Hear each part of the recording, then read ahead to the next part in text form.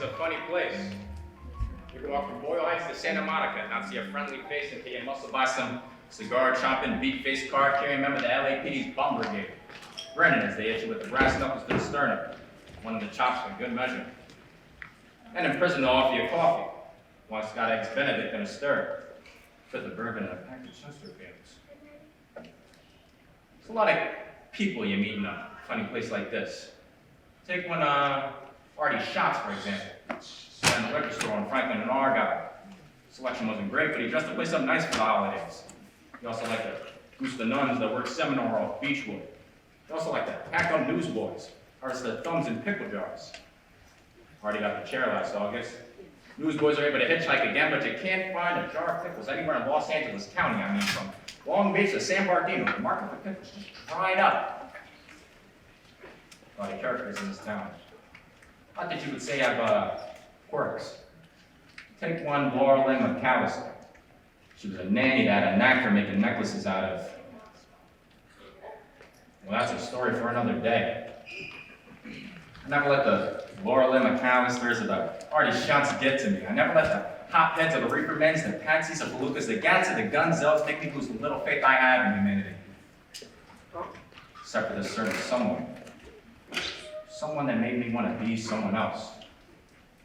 Anywhere else but here, in Hollywood, in 1947. Started the way these things normally do, on a Monday. I was out in the run of the luck with my checkers game with my secretary Ida. King me. Again? A working girl cannot catch a break. Charlie Nichols' office. He can't right now. It's too late in the day to take any calls. Uh-huh. This broad wants to speak to you. Says she's rich. How rich? How rich? That rich, huh? She says she's Lady Claremont. Millionaire widow, Lady Claremont. I'll take the call.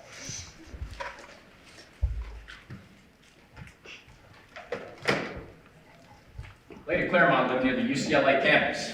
The property was so big you couldn't tell which one was the campus and which one was her house. It was wide enough to fit 2 Kate Smiths.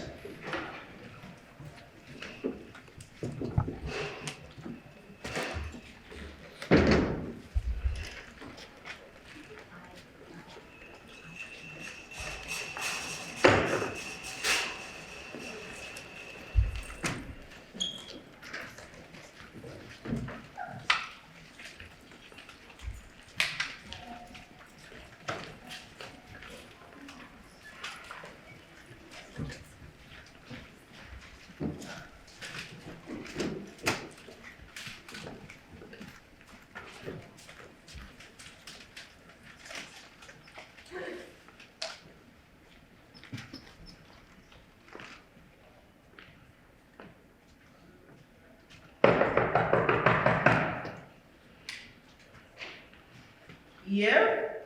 Hey, Charlie Nichols. I'm here to see Lady Claremont. We're not interested. Look, pal, you got it all wrong. I got an appointment. What for? I'm the county's dog catcher. They said they had a stray poodle in the area. Wise guy? It's one of them door-to-door type, Lady Claremont. If you want, you know what for? Lay my arm on his bust. Alicia. Oh, I'll take a gift supply. I'm Charlie Nichols.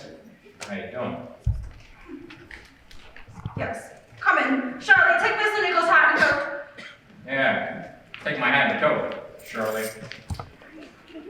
What's your drink, Mr. Nichols? I'll have what you're having. A flaming capery. That'll be fine, thanks. One umbrella or 2? One, please. Nice place you got here. Well, it better be. It's the largest non-military structure west of the Mississippi. Not bad. The property's rich in history. The guest house is built over one ancient Indian river. The tennis court was built over a second. Huh. Drop the line. We're out of coconuts. Mr. Nichols, make yourself at home. I'll be right back.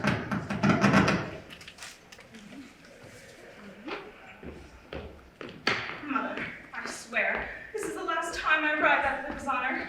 If it were up to me. You're not mother. Say, you ever think about being a PI? I'm Veronica. You must be Charlie Nichols. Must I? They say you're the best private dick in the city. I have to thank my publicist. They also say you're a man of low morals and high ideals. You got a hitch in your pelvis. It's the limousiner I got for Christmas. He gives, but he won't break. Maybe you're riding him too hard. Maybe he's a big boy who needs to learn a lesson. Maybe, knows what he's doing. Teach you a thing or two. Maybe he's a dumb buck who doesn't know what's good for him. Maybe he does. Knock you on your butt. Maybe I'll like it. Let's go! Oh, Veronica, I see you met Charlie Nichols. I was just leaving. I'd better feed that lip his honor. You can join me if you want, Mr. Nichols. That is, if you know anything about pounding hay.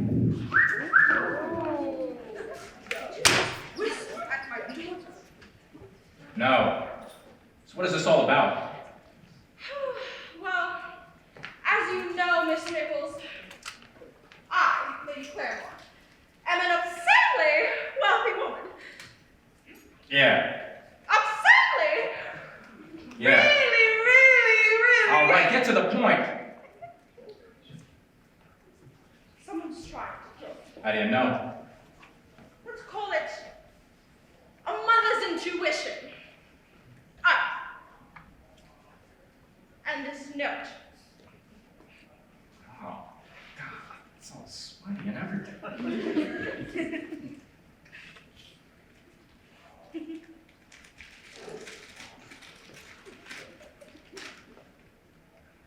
I'm going to kill you. What do you think it means? Could you think of anybody that could want you dead, Miss Claremont? Well, I can't imagine. Excuse me. Clive, aren't you going to say hello? Hello. Clive, really? This is my son, Mr. Nichols. I like to think of him as an idiot savant. Clive, this is Charlie Nichols. He'll be working for your mother. Oh, I've heard of Mr. Nichols. His name often appears in scandal sheets. Is it true what they say about the prevalence of marijuana in Hollywood? That it's no longer the domain of the itinerant jazzman? Please don't bore our guest. And stand up straight. Try to walk with some confidence instead of mincing on those little feet of yours. Oh, did you fire a whistle like I asked? I can't, Mother. Well, what are you waiting for? I want that man fired immediately. You are so crazy, Clive. And All please, he did was make a phone call, Mother. a personal call while on duty. He was calling the hospital. He was going into a diabetic coma because you replaced his insulin with corn syrup. And I don't care. It's the principle of it. And get that peanut butter out your mouth. You know how I hate it when you eat out the jar. Oh, Now, you're quite rude. I must return to the library. again, with those confounded books. They're vital to my studies, Mother. Tired old thoughts with not a whit of manly vigor between them. I swear, you bring on yourself, I don't know how I can stand it. Why? Well, you're leaving me alone! Charlie, get this door! You want me to close that for you? Yes, Miss Nichols. Don't let the cold air out.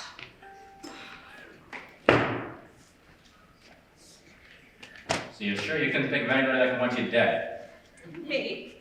Nonsense. I have a heart as big as this menacing 75,000 square foot mansion, Mr. Nichols. Miss Claremont. Rena, hello, darling. Hello. I have finished your sex with my next record like you asked. Good. Let me see here. Here. You're fired. What? That's right, fired. And you can take your things, that man you've been seen with. Clear out. You mean my brother? And make it quick before I have you blacklisted from every restaurant, store, club, all of it that you can imagine. But why, Miss Claremont, why? Nina, please, don't think I don't know about the money. What money, Miss Claremont? The other day, I saw a picture. I saw a woman just like you, selling my precious jewelry at the Angelus Temple in Echo Park. But I would never, Miss Claremont. Your line demeans us both, Nina. But Miss Claremont, to be dismissed so suddenly when my bills are due this week. I cannot stand here and listen to your lies any longer. Shall we roughly escort Miss Gutierrez from the premises? No, Miss Claremont, no. Miss Claremont, no, I need the money. I'll get you, Miss Claremont. I'll get you, and you'll throw it too.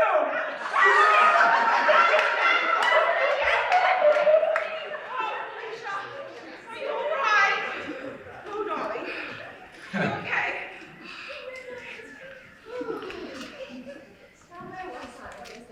You were talking about the size of your heart. Yes, I won't deny a woman of my stature has enemies, Mr. Nichols, but I fear no one. Well, what about the bangled diamond? Thank God, that old legend. Mr. Nichols, I think you've been reading way too many. Cut that hanky panky. You don't think I know about the diamond? Well, how could you? Well, for starters, it's standing right there. Where? There. Where? There, on the wall. Why that? That could be anything. Well, sure, it could be anything, but the plaque right here says, the bangled diamond. Does it? All right, I admit it, Mr. Nichols. That is the bank diamond, the most expensive diamond in the world. I figured. Do you know what a diamond of that magnitude is worth, Mr. Nichols? I haven't a clue. Have you ever heard of the Jamaican lunacy? I'm afraid I haven't. The name Jamaican lunacy derives from the strange case of a man at the helm of the El Oro del Diablo, the pride of the Spanish Main, one Captain Rodrigo Azabethamo. He was transporting the diamond from the King of Spain to a planter in the West Indies, but his lust for the cargo caused him to go so mad that his gums bled and he lost all his teeth. It's kind of scurvy. If you're superstitious, perhaps. Determined to steal the diamond, Azabethamo took on piracy and roamed the Caribbean for 4 years before he was captured by the Spanish Navy. But the captain who captured him also went insane. And the next captain did the same thing, and on for the next 125 years before falling into the hands of Duke Thumb Trussell of West Tipshire, England, in 1772. In 1817, it was traded over to a Hindi prince in exchange for the Indian subcontinent, where it languished for the next 150 years. And it's cursed. So how'd you get the diamond? From a man who loved me very deeply.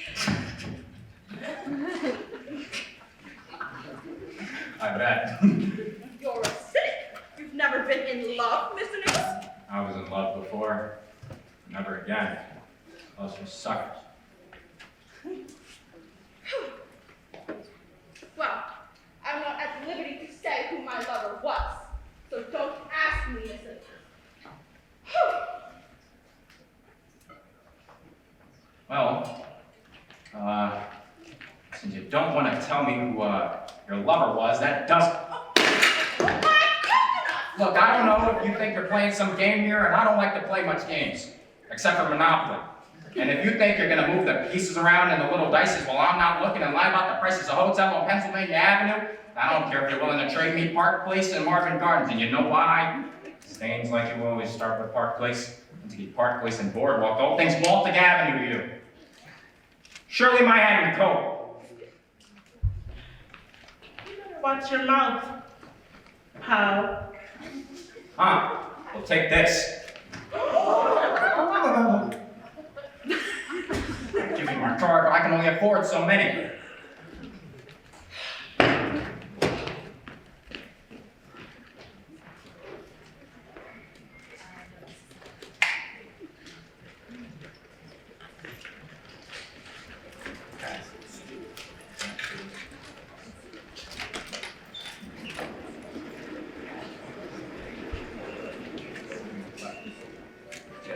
Injury, someone in a 1041 Mercury Pay, chase it.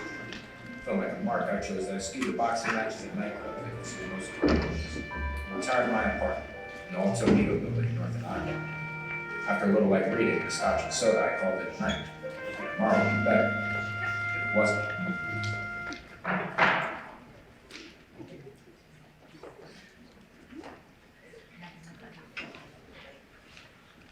Morning, kid.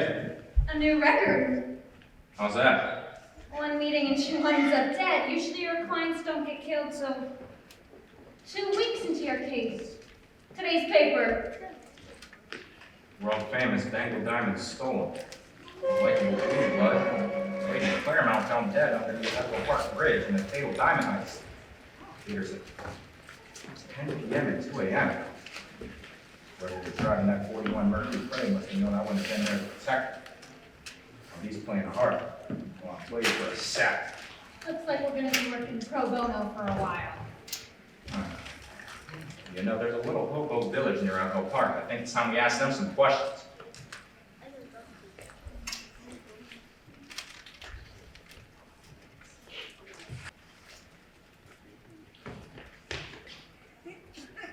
Ladies and gentlemen, hello. May I introduce our queen by both design right and no disoblige, Lady Mary of Echo Park.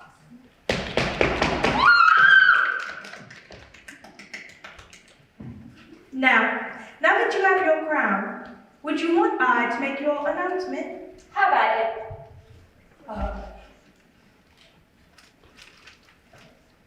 Ladies and gentlepersons of Hoboland, welcome our queen. Yeah! Would you like to make any announcement to us, your most loyal and subservient followers? Yes, tonight I stick on dry ground. If you have any tuna, I can really go for it. Why are you laughing? I'm actually very, very hungry. All right, let's cut the racket. Lucy, you don't belong here. I'm sorry, stranger. Look, I'm Charlie Nichols. I'm a private detective. I'm here to solve a murder. I don't believe him. Protect the queen. Look, I'm not here for any of you. I'm just here for who's responsible for killing Lady Claremont. She's a potential client of mine, and those don't come by too easy. Look, we don't know nothing about no murder, mister. Really? Yeah, we just hobos. Why does she have a tiara on her head? A tiara? Yeah, a tiara, a crown. It's the only thing here that's not covered in filth. But she's all queen. She's all... Get out of here! You wanna go?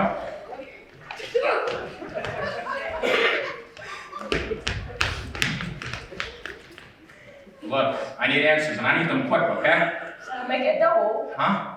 Cats make me sneeze. I don't follow you. It's no use, mister. What? He's crazy. Don't mean nothing. She just don't know what's what. I like to read Miss Coupon days. And you are? I am nobody. I just live underneath this here bridge. You know, you look really familiar, I just can't place it. Nope. No friends, no name, no family. Nothing. I swore I seen you somewhere, I just can't put my hand on it. I'm like the weed mostly. Place to place. Now I know you're Fish Johansson. I saw you fight at the Olympic Auditorium in Cleveland, 1936. No, you must have me mistaken for somebody else. You fought Shins McGraw, he was the champ. You were heavily favored. I don't follow prize fights much, so like. You had him beat for 5 rounds. Then in the 6th, you tripped over your own shoelace. Fall flat on your face and knocked out clean. So ride that LAPD can hold down for 3 days. Alright, you got me. But since you know my career, you must know why I'm here. They said you took a dive. Ran off to Canada to avoid the draft. So say you're running a little phony insurance company, ripping off old people. Like I said, we all got things in the past to be proud of. You may or may not have hit your sister over the head with a brick. Not yet confirmed. But you said you were running some sort of, puppy drowning ring. Doesn't do too well with kids. Yeah, and look, I'm real sorry about that, but Now you sit here, surefire and cocky. I bet that old people, mobster and that puppy money didn't get you too far enough, did it? nah. Guess I'm kind of losing. So give me the answers I need. Well, tough guy. It was about 12 o'clock midnight last night when I heard a ruckus overhead. I think it was at the Claremont house. You know, she was screaming, and crying, and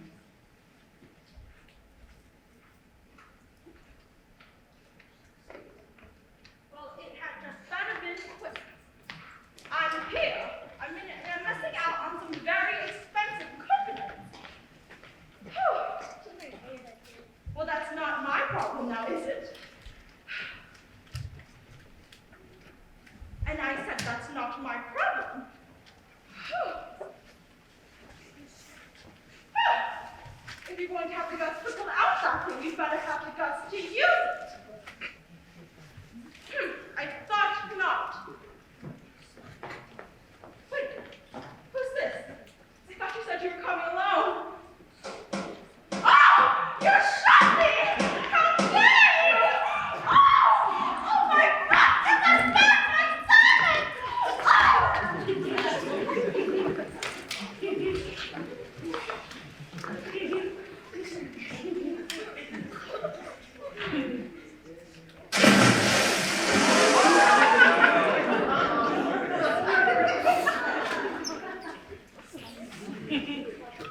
So you really?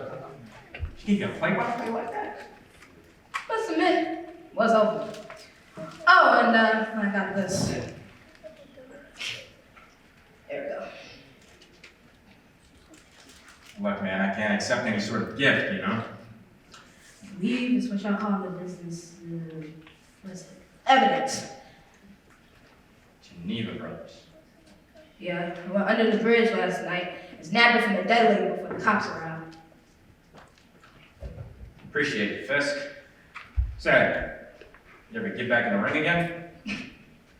Nah, I'm too crooked. Take care of yourself.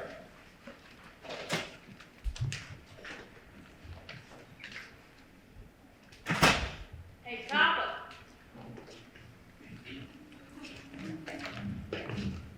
The CR we got here make us all rich as Rockefellers. You dumb Baruch, that's just for you get rich off rhinestones. Huh? Oh, you dumb hobo. Games like that don't grow real diamonds when they go out at night. It's a fake. God, you just are a bunch of disgusting hobos after all.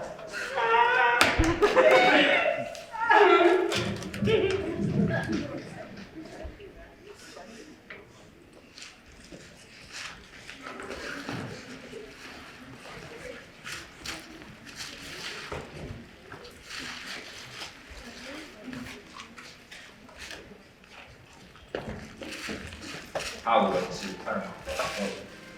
See if they can accept the visit.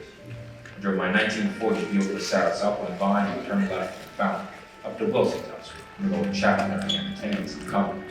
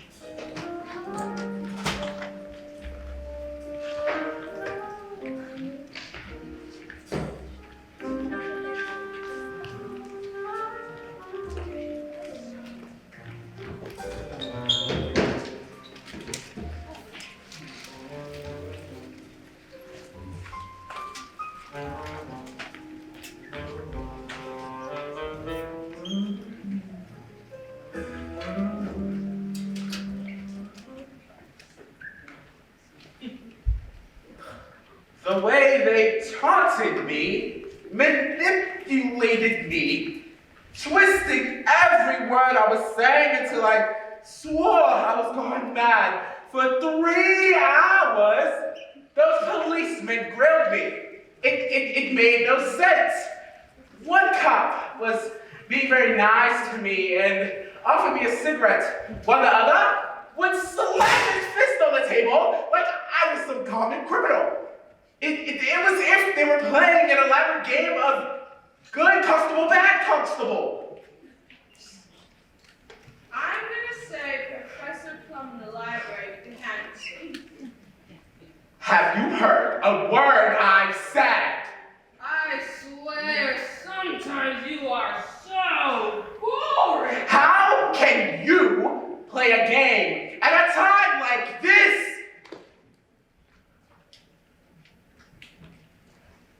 What is it? I'm opening the envelope myself. She's dead. Her diamond is missing. And we are the chief suspects.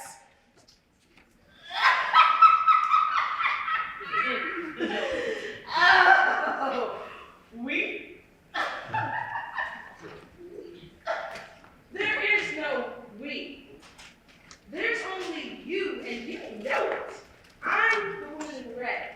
I'm more of a phantom than a suspect. What are you laughing for? Do you know that if I walked out that door and fed the police the incriminating evidence I have, you'd be finished? And I'd be with another man. A real man. And you know, while you're dangling from a post in San Quentin with your little feet searching for some support when you got this rushing sensation in your neck. My God, you are evil. You have the faintest trace of human kindness anywhere in that soulless husk you call your corporal presence. I never called it my corporeal presence. You called it that because you're British. You're British and you're weak. My God, you know why can't I just be done with you, you despicable, cruel woman? Despicable? You think I'm despicable?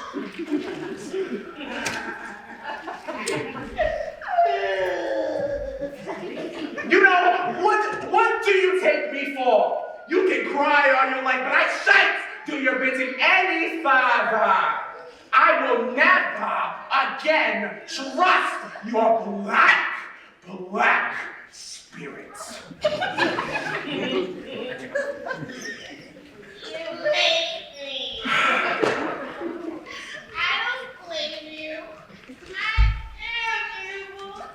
I try to be good. But who has the time these days? It will be pain I can never feel. Wow.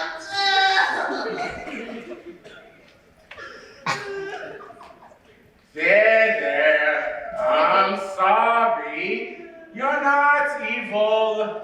I know I've been such a bear lately.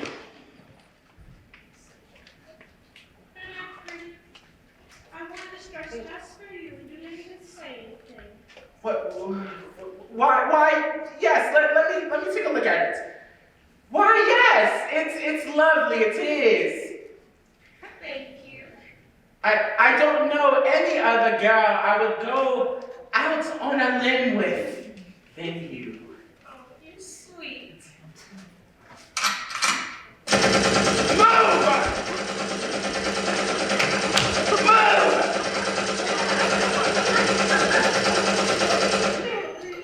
That's a warning, butler! Stay up, or next time you'll be paying up with interest.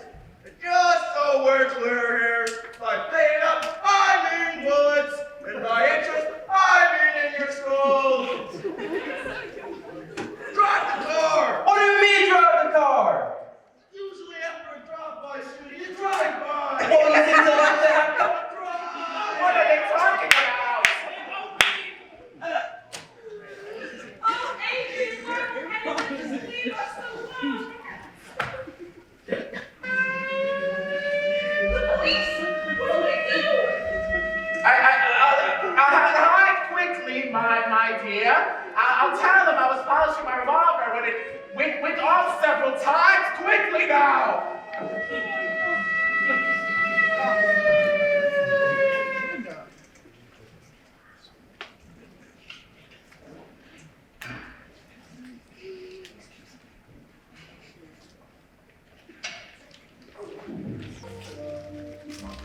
Too busy, huh?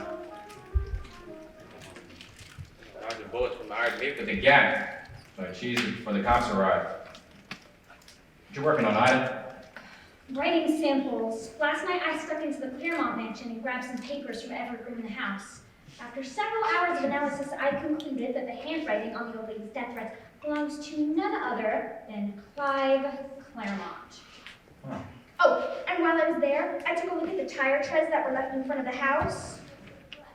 The ones left by that car that was watching you. They were a lateral hash from Goodyear. Uh-huh. You know, lateral hash. Yeah. Lateral rash. It's a type of tire that required a high-grade rubber. It was discontinued on account of the war in 1942. That means that car ain't been driven much in 5 years. On a hunch, I checked the Happy Tidings home in Brentwood, and they had a car stolen from them a couple weeks ago. A 1941 tan Merc Coupe. Huh. What's that you got there? Found this at the scene of the park at Echo, Park. Geneva Brothers. Sounds fancy. Let me check the old jewelry database.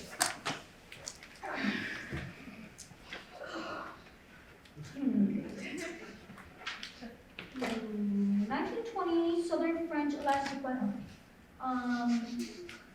Stainless clasp with non-elastic binding D. Oh, there it is. This watch was purchased at Nelson's pawn shop on La Brea and Olympic.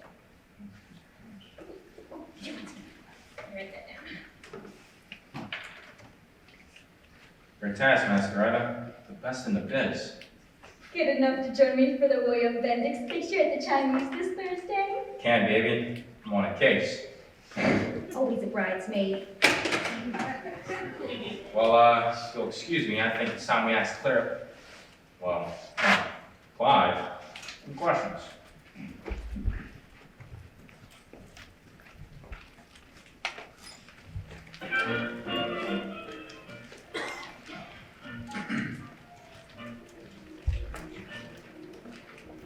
It's true I didn't get along with Mother too well.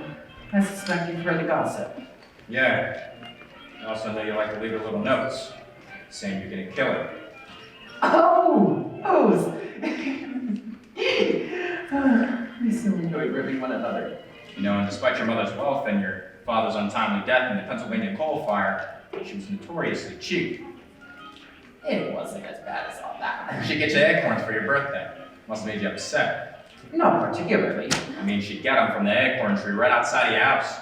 It's the thought that counts, Mr. Nichols. She wouldn't even get them herself. She'd make you pick them. Well, And then just so you didn't get too spoiled, she'd make you give them away to charity, didn't she? See here, what is the point of all of this? Did you kill your mother, Mr. Claremont? Of course not! How dare you, sir? Look here, Fauntleroy, I understand that your mother's death must have been hard on you and your mother's untimely run-in with the business owner of Smith & Wesson, but she just so happened to be at the top of the LAPD's most likely prep school flunkies to ice their mother's list. So you're gonna play it straight with me and keep cracking wise.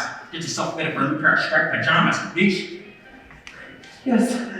I'm sorry, Mr. Nichols. Don't mention it. I have to go toward.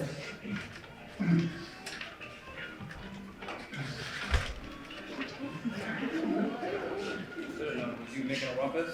Louie, Henry, didn't know you two mugs were working here. Okay, so a little trouble, all right?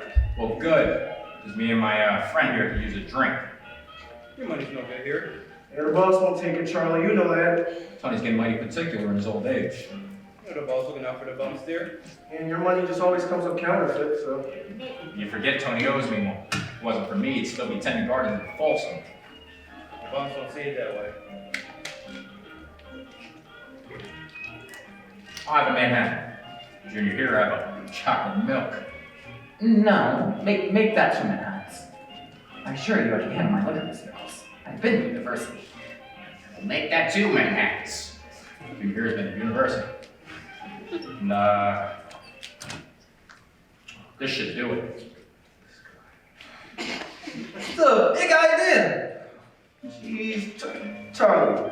This doesn't even look real to the casual observer, man. It's got the little choo-choos on the front. It ain't even green. So beat it and make with the liquor. Okay. Boss ain't gonna like this. Wise guy. So tell me what you know about the Bangle Diamond. It's the only 300-carat diamond in the world. Mother received it as a gift from an Indian robber. He's helped with that in conversation. Yeah, heard he had a heart attack. Mother was there on business, and as you know, he suffered an attack during conversation. She rushed him aside and gave him some aspirin. He recovered nearly immediately because it turned out just to be heartburn. But he was so convinced that she had saved his life that he insisted that she take it as his gift. Ironically, he died 3 days later from an allergic reaction to aspirin. Isn't the diamond cursed or something? Yes. They call it the 95-year curse. Every owner, dating back 7 centuries, dies in their sleep at the age of 95 or older. Despite this horrifying, his mother insisted on keeping it.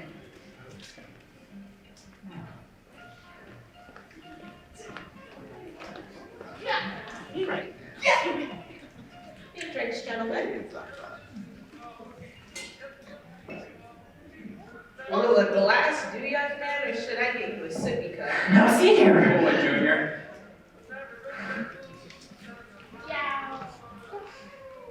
Clive and I met you somewhere before. I don't know, is it somewhere a cheap line like that works? I swear it's in person. I work a lot of clubs in town. The Cabana Club, Derby Grove, Death Rattle.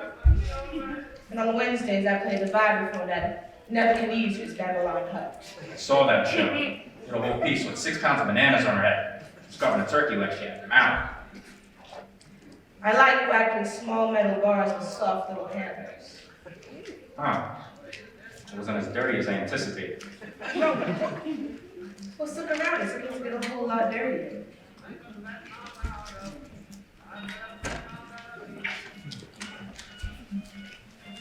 Say, you, ever heard of The Man I Love? Does Joe Louis beat guys senseless? Well, I guess he does. Ladies and gentlemen, the dulcet tones of Miss Nora Livingston. Goodness, what's in this? Nothing you'll find at one of your universities.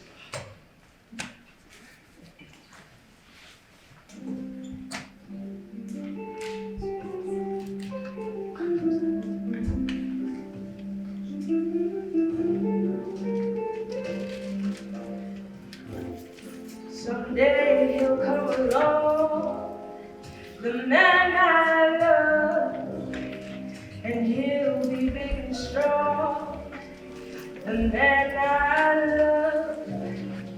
And when he comes my way, I'll do my best to make him stay. He'll look at me and smile, I'll understand, and in a little while, he'll take my hand, and though it seems absurd, I know we both won't say a word.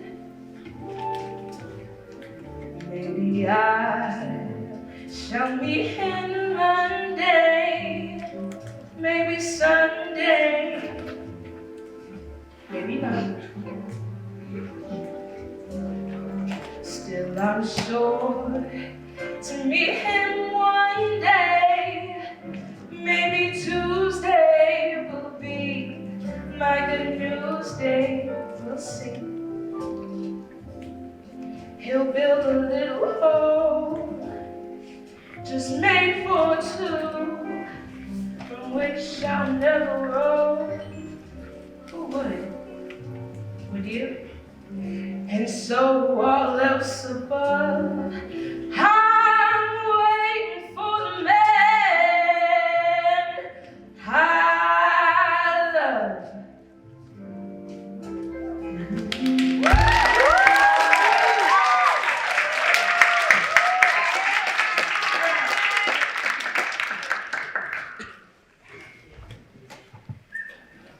What'd you think?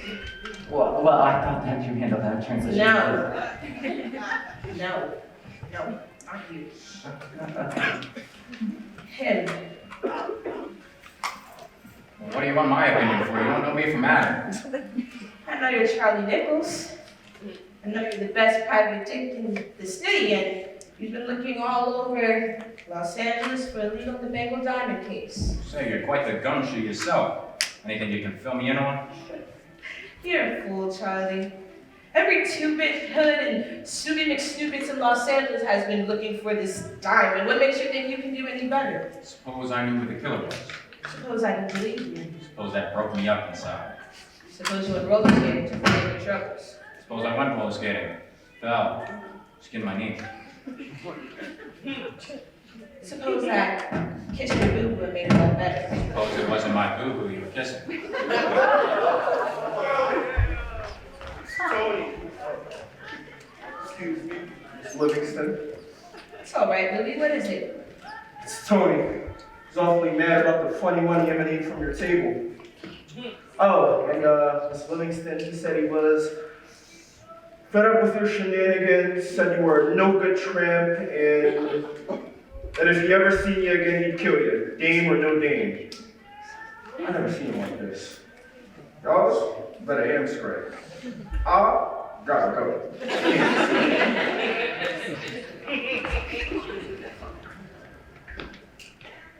You better get out of here, because the next time you're singing, it'd be through a fat lip. Let that big monkey try it. I wouldn't touch Tony if I were you. You got a way home? I don't have a car. I can't drive. You're coming with us.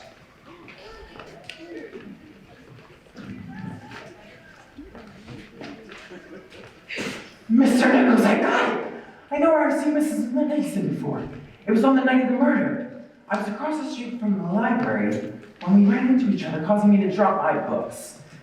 I noticed she seemed rather nervous. Kid! Relax, it's not that serious. Kid! Kid! That man's got a knife, don't stop him! That boy's been stabbed! Someone grab him!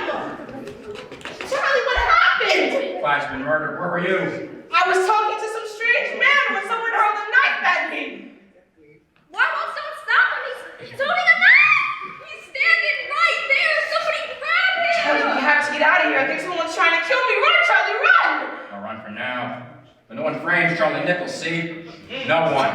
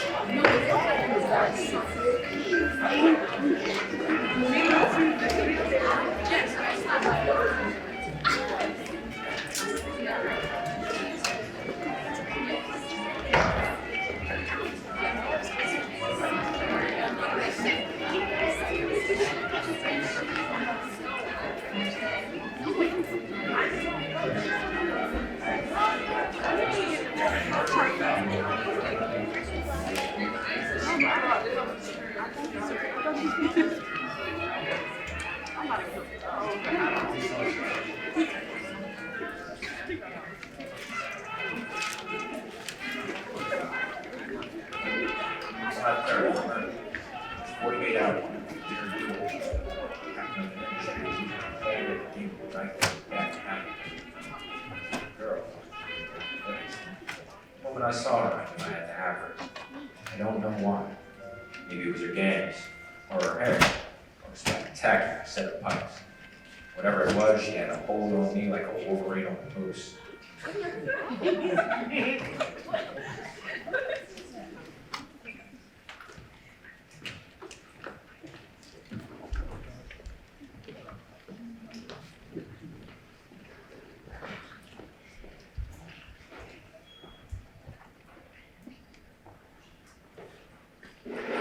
Luke, you can take the bedroom. I got the couch. I can't stay here. I have work in the morning. Look, I know it's not the Roosevelt, but it should be okay for a high-class dame like yourself. And as for Tony's, I consider myself laid off. Listen, entirely uncalled for, and I won't stand for it. Hey, get away from that door. Sit down. Look, you just witnessed a murder, and I was holding the murder weapon. That kind of makes you an accomplice. So, yeah, and stay away from Tony. You deal like a giraffe in a vampire convention.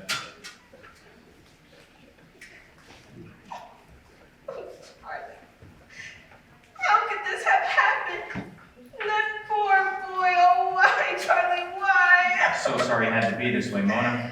About 100 flatfoots trying to get their hands on yours truly. Well, how long do we have to be hold up like this? I don't know. Wait until the gang back in Tulsa hears about this one. What does it matter that people in Tulsa hear about this for? You don't know Mona Livingston. She's always got a story. There's one she tells about a small town girl who moves out to California to become a big movie star. Well, maybe she doesn't get big so fast. But she's got to tell the gang back in Tulsa something, so comes up with this lie that she changed her name to Lana Turner.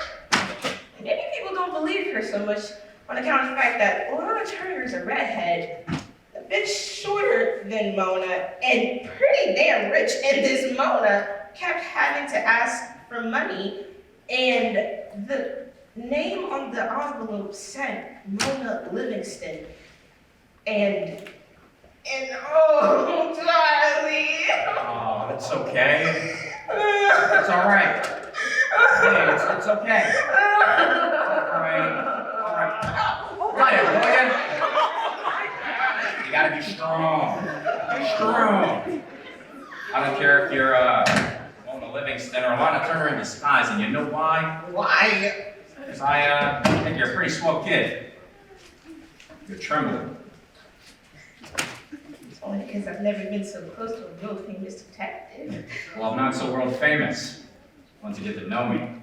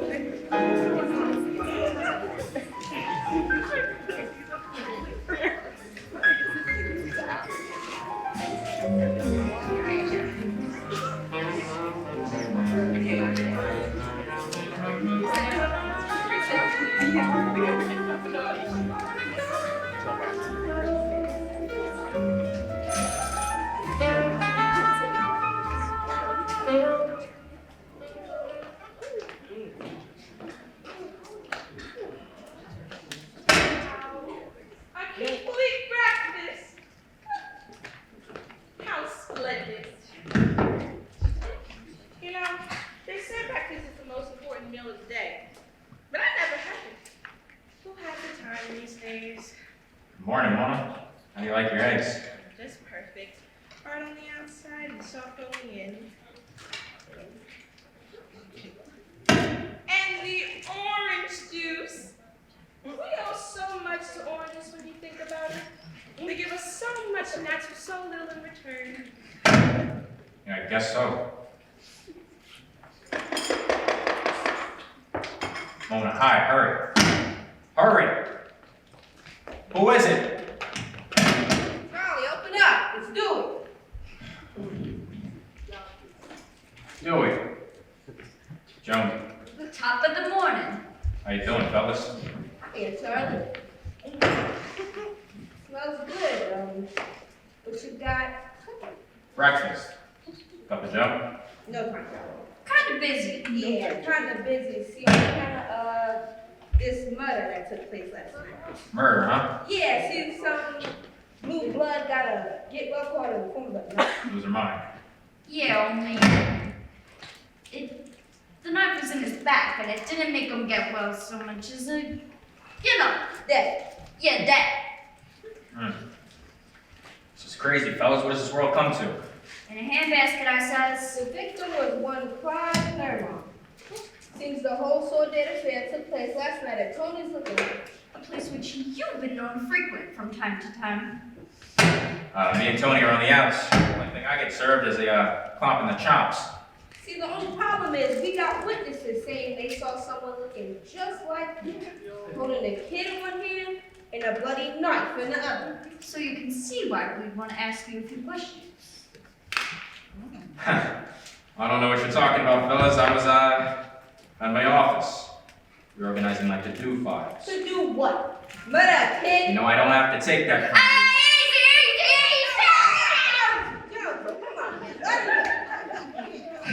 Get out! See, when we throw you in the cooler for assaulting a police officer, maybe you'll tell us a thing or two about that murder. And about that girl you were seeing with last night. Girl, what girl? You know what I'm talking about. Mona Lewis. Pretty looking. Yeah, pretty, nice pins, nice pipes. And she would have known the victim pretty well so she could see him chatting up with his sister. Claremont. The singer's been dipping her victim with Claremont nightly at Tony's for the past several weeks. Except for that one night. Yeah. Then that old lady gets murdered. Little Miss Claremont ain't seen at her table because she's having a tete-a-tete with some old geezer. Livingston wasn't there for that. The old man is as of yet unidentified. But it's curious that Miss Livingston wasn't at her usual table with Veronica Claremont, though. That old lady gets shot and murdered. Funny coincidence, that. Well, what do I know about some, working girl at Tony's? I don't work HR for them. Why you got two plates eggs? What are you driving at? Jonesy, you see that? Yeah. Hey, he's got 2 plates of eggs, bacon, toast, French toast, waffles, eggs, omelets, orange juice, hot coffee, tea, granola. 2 of everything. Breakfast for king and his queen. A regular smorgasbord. You know that does it.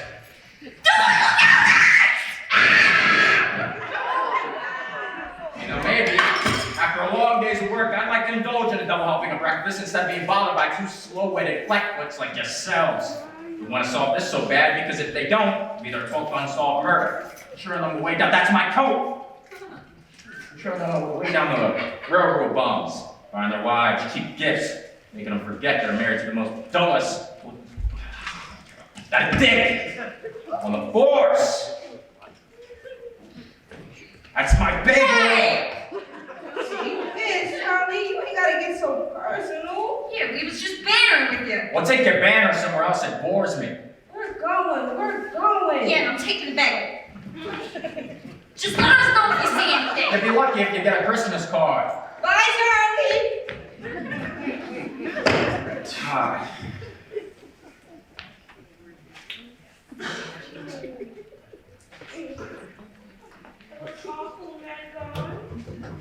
Yeah. Miss. I'm good I did without you. You're so quick on your feet. That's why I like you. That'll help us if we ever have to, I don't know, get out of town, away from the police. Oh, think of how romantic, Charles. We can go to my cousin's place in San Perdue, and you can support us by working odd jobs, and I can make cookies all day, or make us some pecan pie, and if there's a county fair, Claremont, will ya? Charlie, write my bagel You said you never met the Claremont girl. Tell me about the Claremonts. Veronica Claremont. Veronica who? I know you've been seen with her at least twice. So why'd you lie?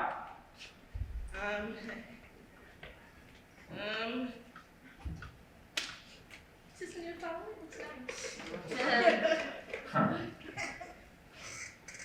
You know, you walked with the Claremont girl. Did she tell you anything about her mother? Okay. So yes, Veronica Claremont started coming to Tony's regularly about 6 weeks ago. And she intimidated some of the other residents, but she always seemed very sweet to me and vulnerable. So what did she say about her mother? We never really talked about her mother. Funny though, whenever she did talk about her mother, she sort of like clench her teeth. Then she might absent-mindedly start tearing at a napkin. Then she might like take a cocktail spear and start like toying with it out of like some pent-up desire for revenge. Funny though. And you've never seen the butler? Butler? I don't know about any butler. Some man she was with. They always seem to be talking about something important, and I never wanted to bother them. I never actually was. Where are you going? To my office. I'll be back this afternoon. You can have whatever you want in the icebox. Oh, don't leave me. Wait. Look. Be back this afternoon. Wait. You need me, Charles? I believe you, baby. Love me? Call my office if you need anything.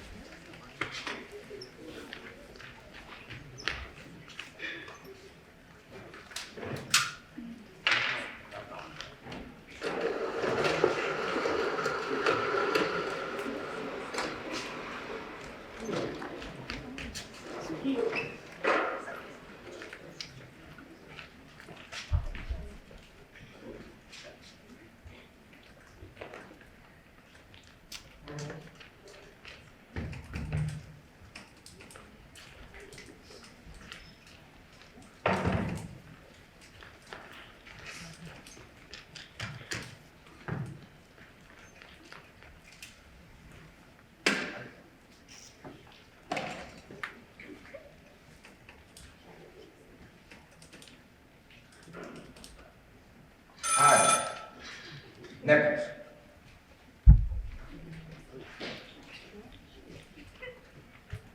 Charlie Nichols? As I live and breathe, you know. You're late, and if you weren't my boss, I'd fire you. You're a taskmaster, Ida. I'm gonna stop by the office. Ooh, I wouldn't do that if I were you. Why is that? Oh, because a couple of good humor fellows from Tony's were here this morning. They said they wanted to speak to you, but I told them you weren't going to be in today. But they stood around for about 20 minutes polishing brass knuckles and playing cat's cradle with piano wire. So you might want to stick to house calls for a while. Oh, and I have a message for you. What is it? Oh, she didn't say, but she's afraid her life is in danger and she needs to see you right away. She lives in La Loma and she'll pay her fee. I'm on my way.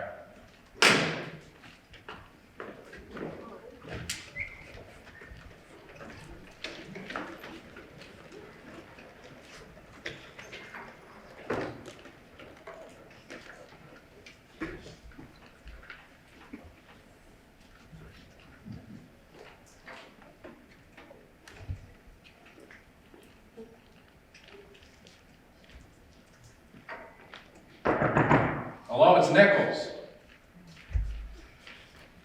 Come in, Senor Nichols. Sit down, por favor.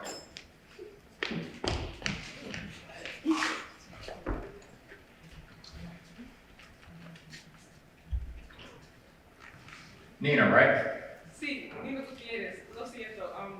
I'm sorry for the... How you say, pre-monetary circumstances.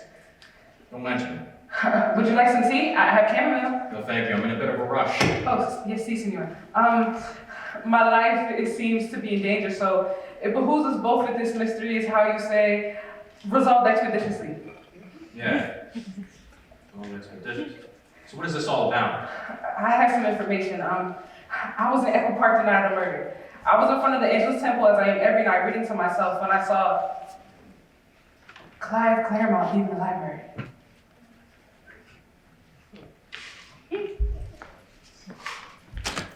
Good night, Clive. Thank you, Mrs. Hutchinson, for leaving the library so late. Oh, Clive, you're such a charming boy.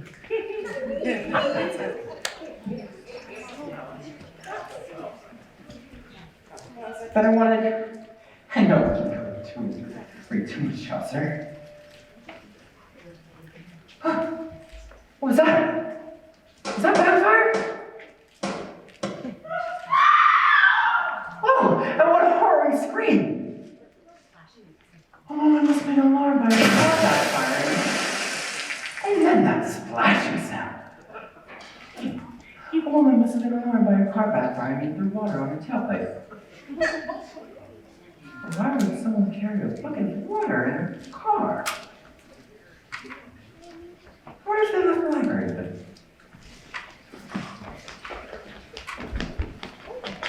What, you stupid? Pardon me, madam, but I believe you owe me an apology.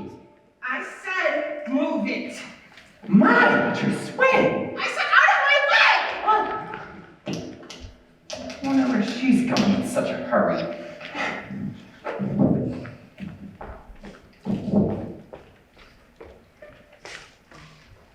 And you couldn't make out who the girl was?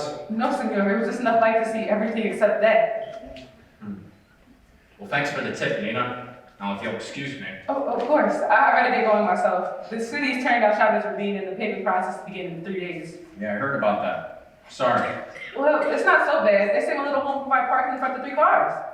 Yeah, I heard they were building a ballpark out there. Is that true? No, just parking. Huh. Well, adios.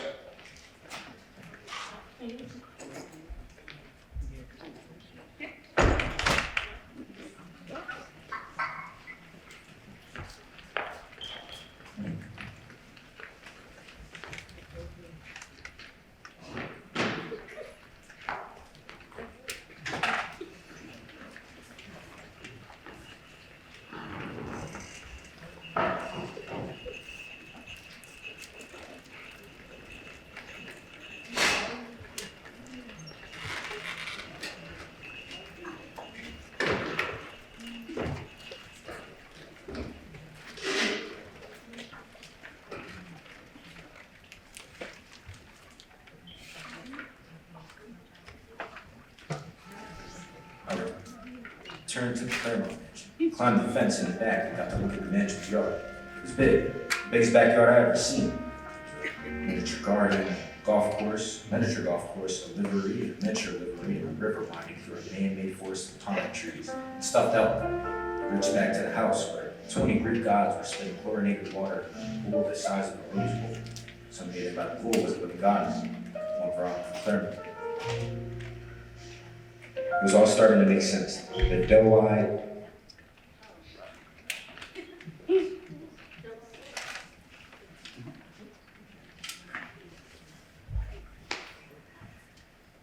Well, are you going to say something, or are you just going to stand there watching me put on cocoa butter?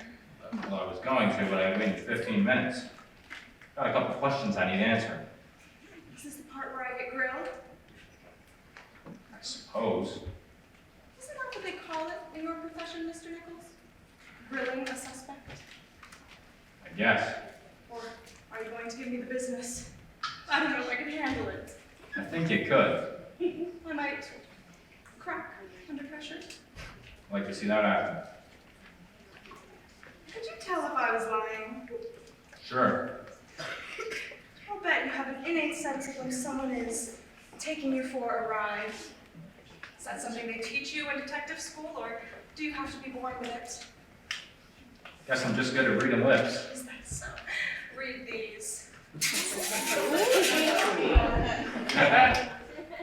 Well, what were they saying? Inconclusive. Think I'll need a follow-up.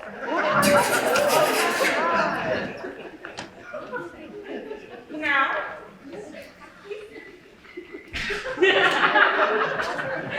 I think they were trying to tell me where you were the night of your mother's murder. I was training my lips on a Brutus. It's late that afternoon. How often do you ride that thing? For your information, Mr. Nichols, I own 6 Lipizzaner stallions, 3 thoroughbreds, 2 greyhounds, and 1 game pup. Each one requires several hours of work, day and night. All that livestock, and still get the proud seat bars at night. Seedy bars? What are you doing? I know you spend every day for the past 6 weeks pounding back cocktails with the dead enders at Tony's Liquor Lounge. Mr. Nichols, where do you get these tawdry rumors from? You're with someone. You're with a man. An older man. Always with older men. You knew him intimately. I was with Wilson, our butler. He was in the market for some tea and sympathy, and I thought I would oblige. You make social visits with him often? Just once before, at Tony's, 2 nights previous. He's been in our family since I was a child. Taught me how to ride horses and train gamecocks. Did he leave with you? We talked for a few hours. He made a crude pass at me, as all men do eventually, then excused himself and went home.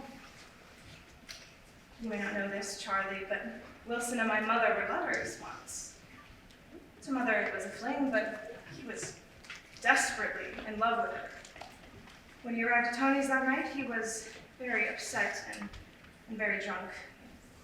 He knew my father in the First World War. They served together? Father was a colonel in the army, and Wilson was a corporal in an English butler squadron. After the war, he came to work for us. You ever notice anything suspicious? Not particularly. Oh, he did keep a snub nose 45 in the pantry. Stand your issue for some Belair help. Oh, we only needed it because he had 75,000 in gambling debts, and people were always trying to kill him. Who was trying to kill him? I don't know. You know where they were working for? I remember these 2 thugs used to come by every few months and break and then re-break his legs. But I had trouble making out who sent them. It was something Siegel, Bugsy something. Well, that could be anyone. Listen, Charlie. I know my unorthodox way of dealing with the death of 2 close family members by sunning myself by the pool isn't the best way to evoke sympathy, but... Listen, I'm gonna find out who killed your mother and your brother. Oh my, Shirley! You better get out of here. All of these murders have made him awfully jumpy. It's okay, I'll go. I'll be back. I'll be waiting.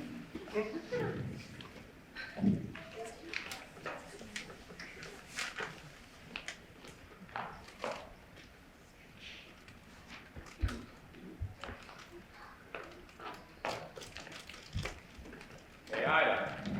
Oh, hiya, Charlie. Looks like our butler's got a little gambling problem. Yeah, $75. He's in the debt to the tune of 75. Well, yeah. It's my little bookworm. What are you working on? Clues, Charlie? Again? You know me. I love a good snoop. What do you got for me? You know that girl Mona you've been seeing? I can tell you right now, that's a dead end, sweetheart. She had nothing to do with this. I know the police were looking for her, so I thought I'd do a little following up. You know how Veronica and the butler had drinks the night of the murder? Yeah. Well, here's the thing. I thought it was pretty likely that she probably struck up a friendship with the guy. I mean, she said she'd never seen him before. So, when did a precise time that the butler was at Tony's. So I went rummaging through his trash, and I found 5 bottles of gin, 4 bottles of sweet vermouth, 4 bottles of Campari, and several orange twists. You know what that means? What? He's a Negroni man! This afternoon, I went to Tony, dressed as Shelley, an androgynous grifter persona I invented whenever I need to find information. I was able to sneak in, hit Tony over the head with a blackjack, and rifle through his receipts going back 2 days. Anyway, on the night of the murder, there was a tab from 9 to 12 that had 7 Negronis and 3 champagne cocktails. Wilson and Veronica. Now that tab was closed at 12 sharp, but at the same time, a table in the back, a new tab started, and it had 4 Negronis and 2 wine spritzers. And you know whose shift ended at 12? Oh. Mona Livingston. And 2 days, and the day before and the day before that, the same thing, and the same 6 to 12 shift. Well, I don't know, that could be pretty circumstantial. I thought so too. So I went to the library on a hunch, and I found these.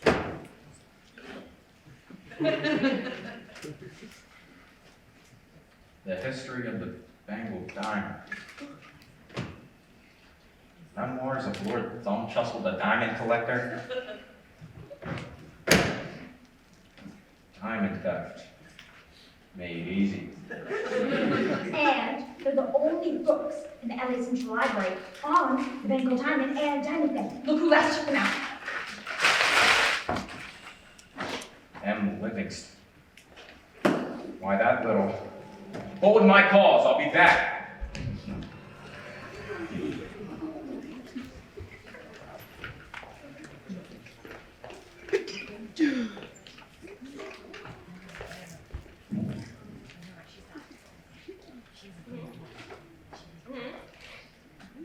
Well, it's just too bad now, isn't it? We all are frightened. We all get shot at sometimes. Suck it up and be there by 7 o'clock sharp. I'll wring your neck myself. Anyone I know? Phone solicitor. Well, you seemed awfully upset. Oh, it's just rude, you know? You know what is rude? Games like you that lie through your teeth to get what they want. Is this a joke? Because I don't get it. No, it's not a joke. You've been lying through your teeth. What do you mean, Charlie? You said you never seen the butler. Or Veronica.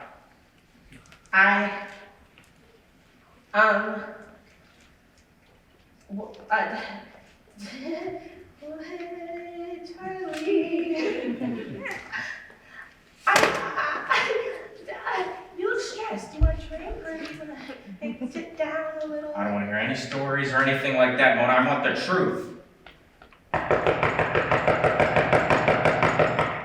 Who is it? Hey, Charlie, it's Louie. Can I come in? Not right now, Louie. I'm a little busy here. I got orders to bust the door down if you don't cooperate. I'd like to avoid that if possible. All right. Hey, Charlie, I got hey, it's Livingston. Louie. I beg your pardon, but Charlie, you gotta come with me. Boss says I'm to pound on you if you don't cooperate. Will you tell Tony if I as much as sneeze, you'd better hire a high-priced attorney? It's not Tony. I've got other bosses. I want you to call an independent contractor. You can tell your boss I'm not home. I'm afraid she insists. She. What's off, Louie? I'm busy. I hate to do this, Charlie.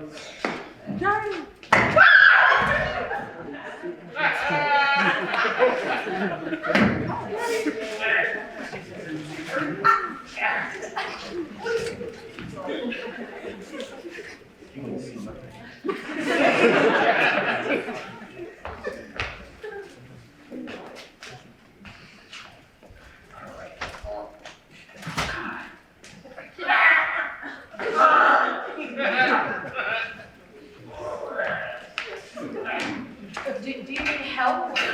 I got it.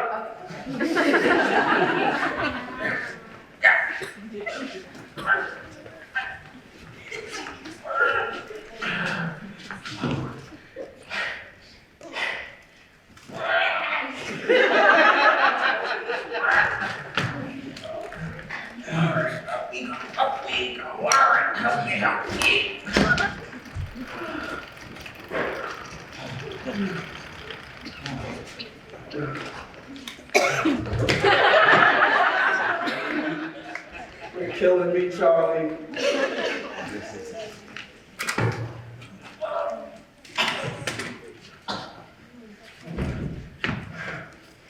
Jesus. All right? Yeah, I got some. Sorry for the whooping. Take a whiff of this.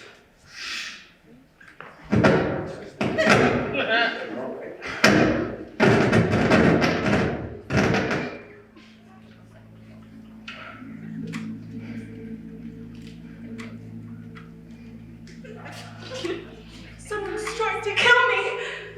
They say you're the best private dick in the city. I will have no revenge, Lady Claremont. You will pay! The Banjo Diamond. That old legend. The Banjo Diamond? 300 carat red diamond in the world. Dracula. We're out of coconuts. Darling, is that you? Ah! You shot me! Darling, I'm so relieved to see you. I must admit, I feel a bit uneasy standing out here alone like this. They call it the 95-year curse. My diamond! What are you doing? Give it back! Ah! Meeting like this at Laurel Canyon at night. Haven't I met you somewhere before? I closed all my accounts, tied up all the loose ends, just like you asked me to. I like whacking small metal bars with soft little hands. I noticed you seemed rather nervous and... Ah! Someone's trying to kill me! Run, Charlie, run! I feel like I could just disappear from the earth forever, and no one would even notice. I swear I never heard of the diamond until it was in all the papers. Veronica Claremont. Cedric's been dipping her beak in Miss Claremont nightly for the past several weeks. My back's the only part of me that doesn't smell like a pina colada. Funny coincidence then. In a handbasket, I says. Darling, I can't see you.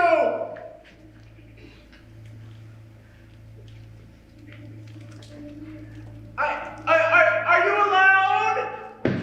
Protect me! We kept a snub nose 45 in the pantry. Are you alone? Darling! Darling! Ah!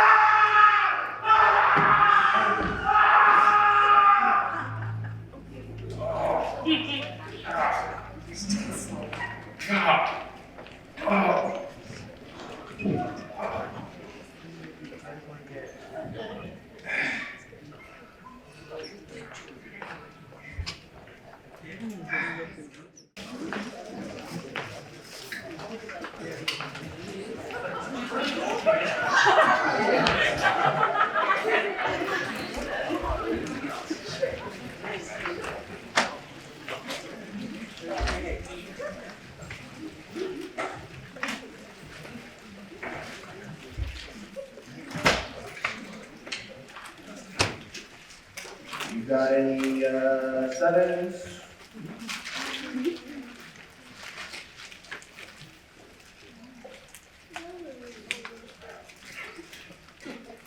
If you guys are here to sell me bullet brushes, I'm not interested. Dr. Kippers. My associate said you took some convincing last night. Yeah, he had a pretty good argument. You've been mumbling all morning. You must have had some crazy dreams bounce around in that overactive mood. Yeah. Dreams. Would you like a beer? Or perhaps a raspberry frosting? What's this all about? Do you know who I am? Sorry. I don't, subscribe to Cheap Dog Weekly. Louis, work on it. Come on, we're looking at Louis. Boss. It's the.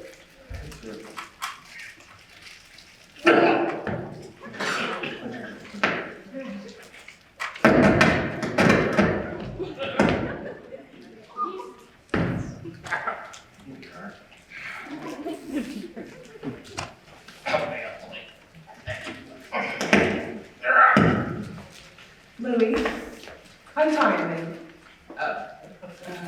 Just leave us alone there.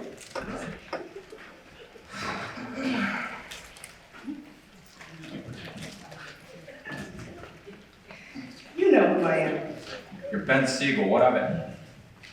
Word is, you got a nose for diamonds. I don't know what you're talking about.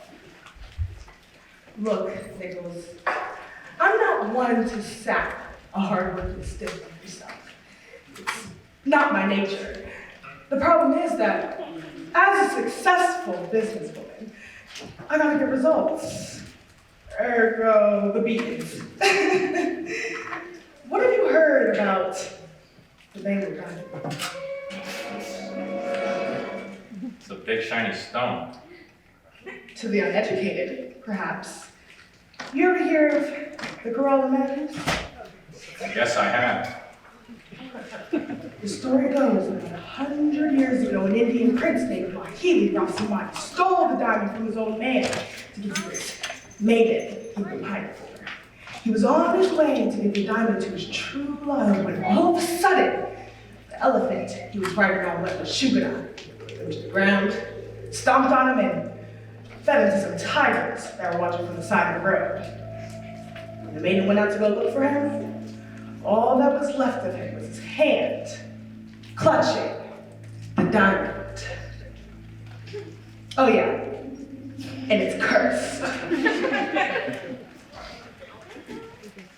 What do you need the diamond for? I need this diamond, Nichols. I need the money real bad, and I've already extorted all I can from family relations. If you got all this money, why mess around with some cursed rock? I got a vision, Nichols. I see things. Great things. Got an eye doctor I could recommend. You know what it's like not having a home? Do you know what that means to people? Knowing you're not wanted. Thinking that everywhere you go, everyone you turn to treats you like you're a stranger. We have been kicked out of every nation, forced to wander deserts the world over for centuries, but not no more. In 1948, we're establishing a homeland, a safe haven where my people can go once and for all. We'll run it, we'll defend it, and from now on, there'll be no one telling us what to do. What, are you gonna bring the diamond to Israel or something? Israel? What are you talking about? Are you not talking about Jewish people? The Jews? No. I'm talking about gangsters and how we need a homeland. What does that have to do with... Okay, I got it. Okay, in retrospect, I can see how that would be confusing. Allow me to clarify.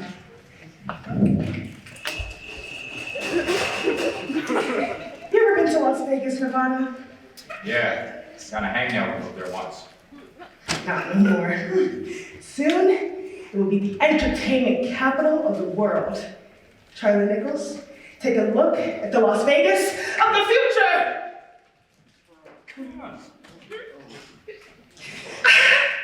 It's not a flip, it's a turn, and butter wheel. Why are you going the same direction as me? Oh my God, just move, move,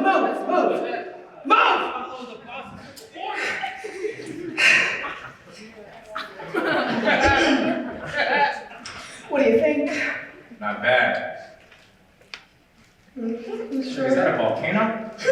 It sure is. And swimming pools and artificial lakes and reefs and a ski resort made out of cotton candy, all ringed by a moat of crocodiles for those who don't pony up the $50 for entry. Sounds classy. All these things you see here, the solid gold Ferris wheel, the Trevi fountain that runs on champagne, the holding tanks filled with performing killer dolphins. They all run up quite a bill, and my investors are just about tapped out. So that's why you need the diamond. I was hoping to purchase it for a song from Lady Claremont herself. How? With some rather embarrassing information we got about the Claremont home life. Blackmail. But with what? As you may know, that butler we got there, we've been taking him down to the woodshed on account of the 75 G's he owes us. And if you break your guy's legs enough, he'll tell you all sorts of things.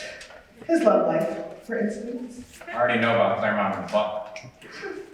If it were only that simple. Ain't it? Not when there's a kid involved. That butler spent 20 years slaving over puff pastries for his own daughter. She didn't even know.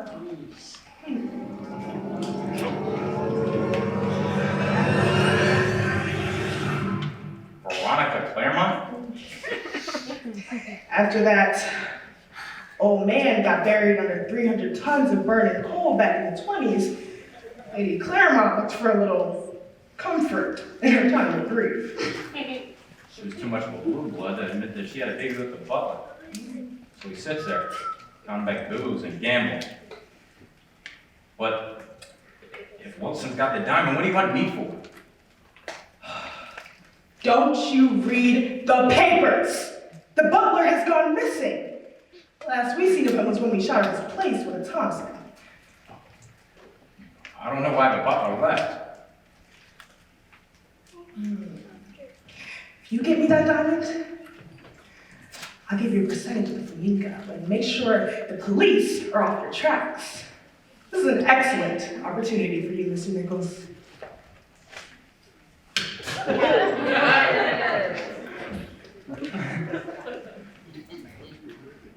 Wow. This opportunity strikes with a punch in the gut.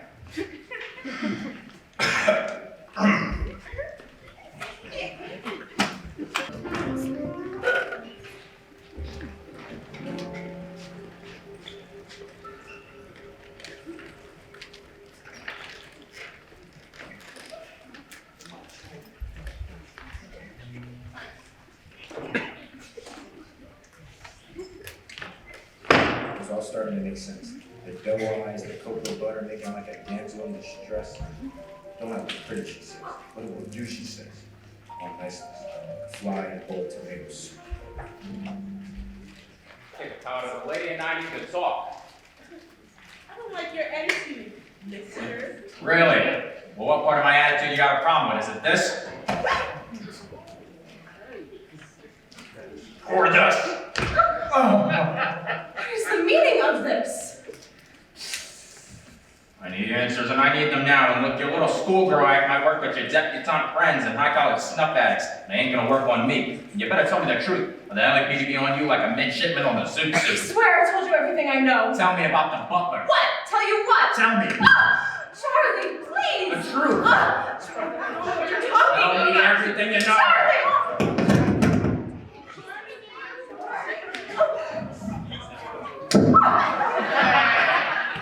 Understand why I'm doing this?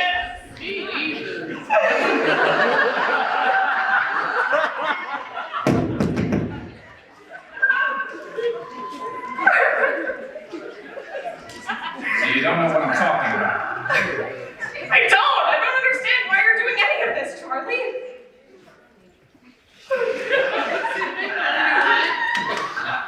Well, funny story, I went by Bugsy Siegel's place, and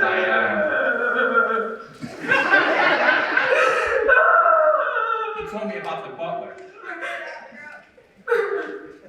Wilson? Wilson?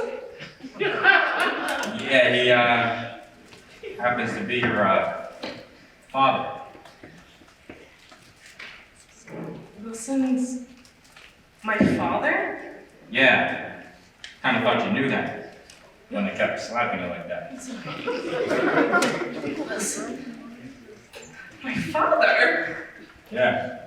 So that night at the bar when he was so sad and distraught, it was you. That's the roots of it. Never known a father. Well, I'm so fortunate we've been given this chance to start anew. You've given me quite a gift, Mr. Nichols.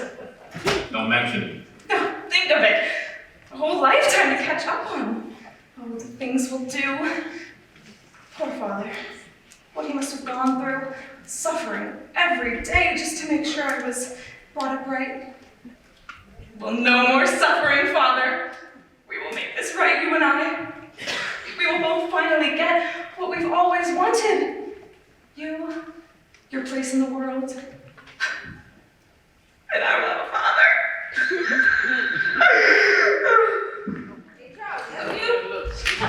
Hey! You here to arrest me again? Nah, you're off the hook in light of some recent developments. Yeah, we found that butler you've been looking for. Wilson, you found him? Where is he? Mostly off Laurel Canyon Boulevard, just north of Mulholland. But his brains are sort of scattered. You mean he's... Da-da-da-da-do now. Brains. All scattered. All over.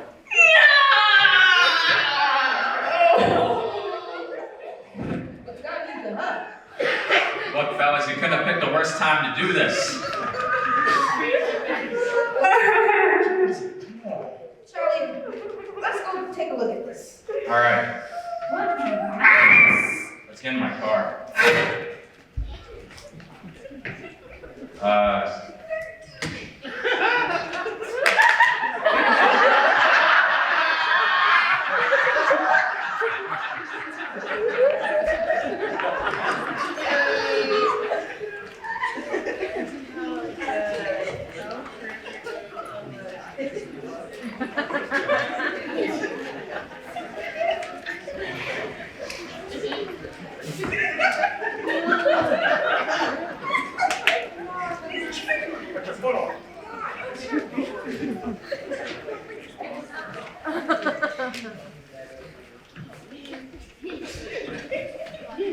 Here he is.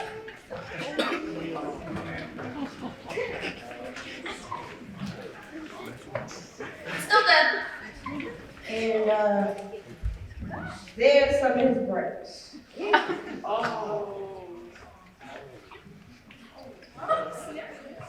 was nasty. You sure it was a suicide?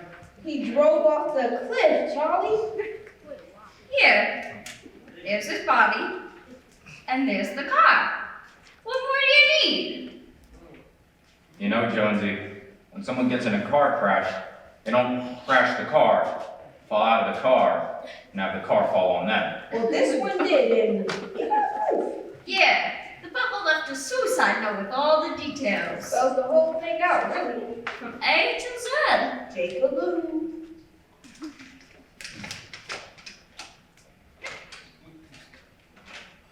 Dear world, I'm killing myself because I can't live with the guilt any longer. It was I who killed Lady Claremont, and her son, Clive, for the diamond. Don't bother looking for the diamond, however, as I hid it someplace you'll never find it. So you should give up completely at any attempt to recover said diamond, and if you by any chance discover any other murders, and of course I'm looking for the diamond, I committed those too. Goodbye, cruel world. Love, Adrian Wilson. Love. There's a lot. Take a look. Are you sure he wrote that? I'm not. Well, sure. I don't think a 60-year-old man is dotting his I's with little hearts. He's English. A guy's crazy enough to kill himself is crazy enough to do all sorts of things. And it makes our job a whole lot easier now that we ain't gotta look for that bangle diamond. That thing could be anywhere.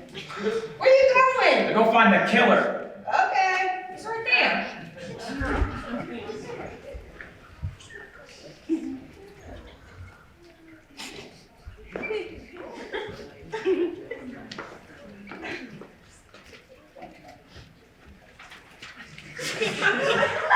glad you could drop by. Looks like this case got a little murkier. You mean Wilson? Yeah, the butler's I just got back myself. My source in the LAPD called a couple hours ago, so I went to the scene dressed up as a cover reporter. You know, that's how I got the Mercury Pace steering wheel out back. Didn't you see it? Oh!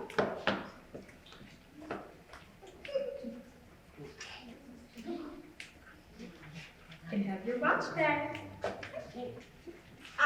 There's some bloodstains off it, so I got the blood type. You know, they match the bloodstains on Lady Claremont's dress. The LAPD didn't even notice that blood on her dress wasn't her own. Sloppy, sloppy. Thanks, Ida. Let me get that. Nichols, Charlie, it's me, Mona. what are you doing? I went to see Tony. Are you crazy? You're gonna get yourself killed. Oh, I know, you're right. I went to see Tony to try and apologize, but then two of his men came and grabbed me. They tied me, took me upstairs, but I was able to get away. Are you okay? I'm fine. I'm in the alley behind Tony's opposite, Dina's junk shop. Are you trying to get yourself killed? Mona, you gotta be safe. Charlie?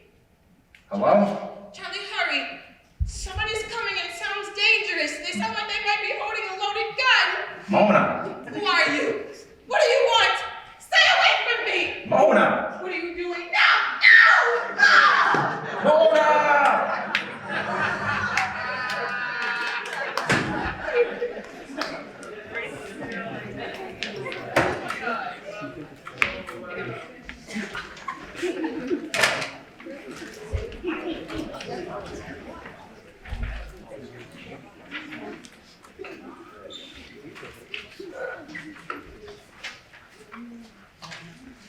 The drive back to the alley up behind Tony's, I was listening to a broadcast of Bolin and Earl's Boogie Woogie Dance on the computer.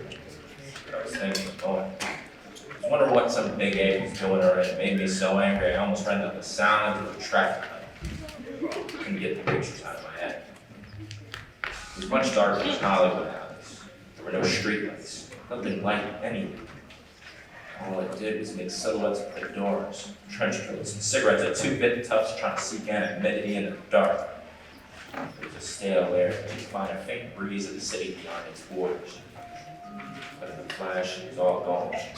We were the lot behind Tony's. The only thing you could hear was the drip from the gutter from the liquor store.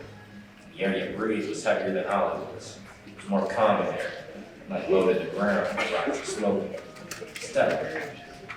Hopes and dreams of millionaires just dropped off the roof tiles of Hollywood Hills. Dotting cities like stars, this was easily one of the worst, most depressing alleys in the world. Who you been with?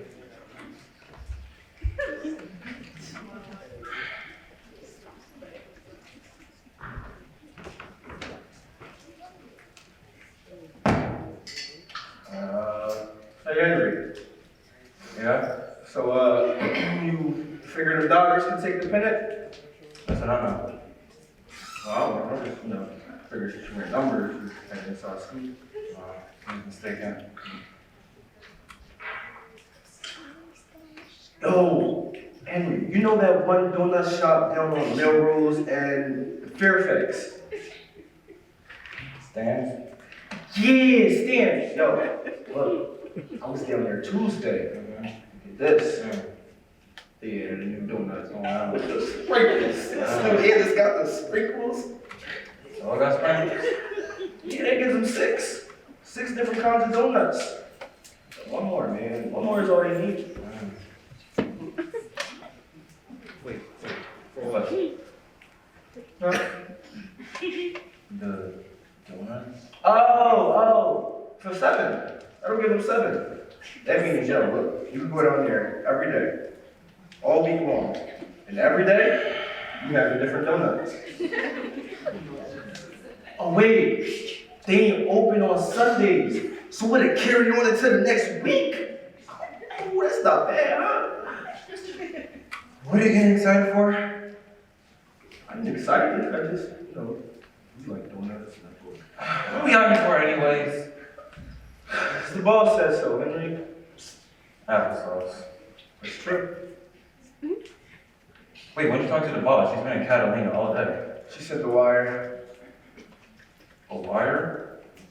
I don't remember hearing about no... Henry, coming this way. Well, things are looking up, ain't they, Louis? Is Charlie's arriving on time, like he was Santa Claus himself. Gee, Charlie, shouldn't have come back here. Where is she? Where's Mona? Mona ain't here, Charlie. I haven't seen that about in days. Not since you got into these bad side-bys and that kid without his permission. Let's go, Charlie. Get off me, I've had enough being put around my legs of you.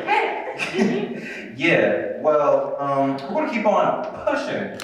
So you might want to come to try the situation. Get the wall. Get him, Louis. Alright. Get him! Alright. He's at gunpoint. Just get him! I'm awfully sorry. I'm awfully sorry about this, by the way.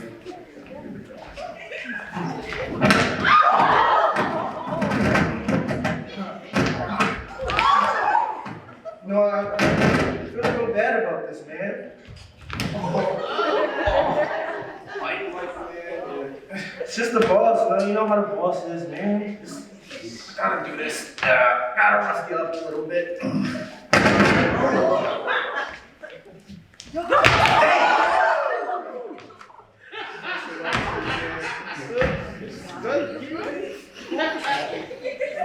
got it, Louis.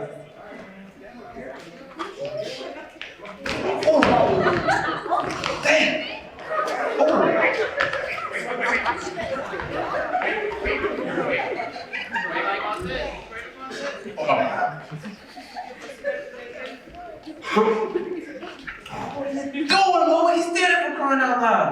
Mix him up, you pansy. He acts nice, okay? I'm not that mean of a guy. I'm not just gonna, keep railing on him. Louis, watch it! Got it, Bird! Gee! Charlie, I'm shot! Gee, Bird, that's smart! Ow! Come on! Bird! Ow!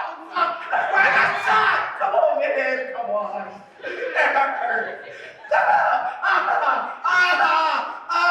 This hurts, man! Oh my God! Please stop! Go! Please stop!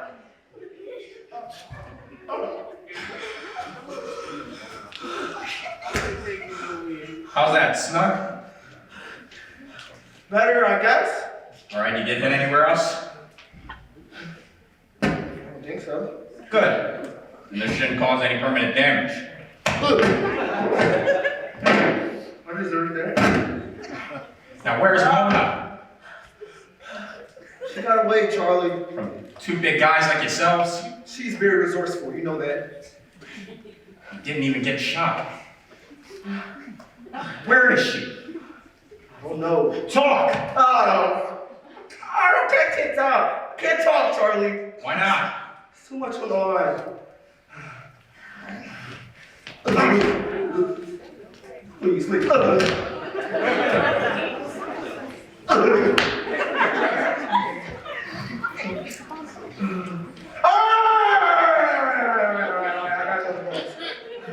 What's he?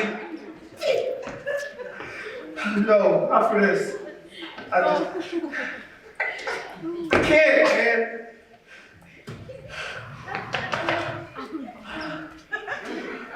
So who did it?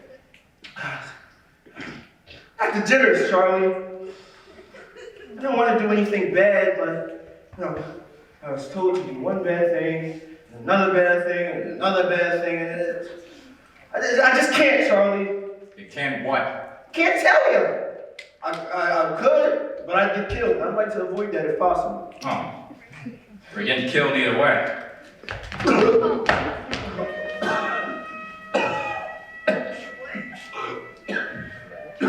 The butler. Newspaper said he done himself in.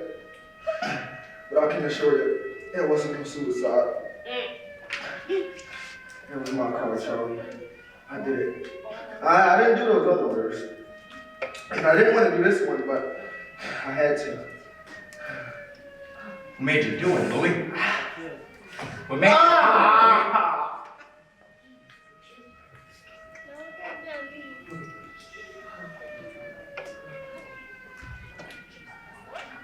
Charlie! Mona! Are you okay? I'm okay. I heard the shot. Were you hurt? Are you all right? I was able to get out okay. Louis! Is he dead? No, just sleeping. Was it him, Charlie? Was he the one that hurt all those people? No, he was just a button man. Button man, I don't understand. He was a trigger man, a hired gun. You mean he hurts people for money? Yeah. All this killing, it's awful. Protect me, Charles, protect me. I'll protect you, Mona. But I gotta make sure no one hurts that kisser of yours. How about we keep the conversation going at my place? Let's answer.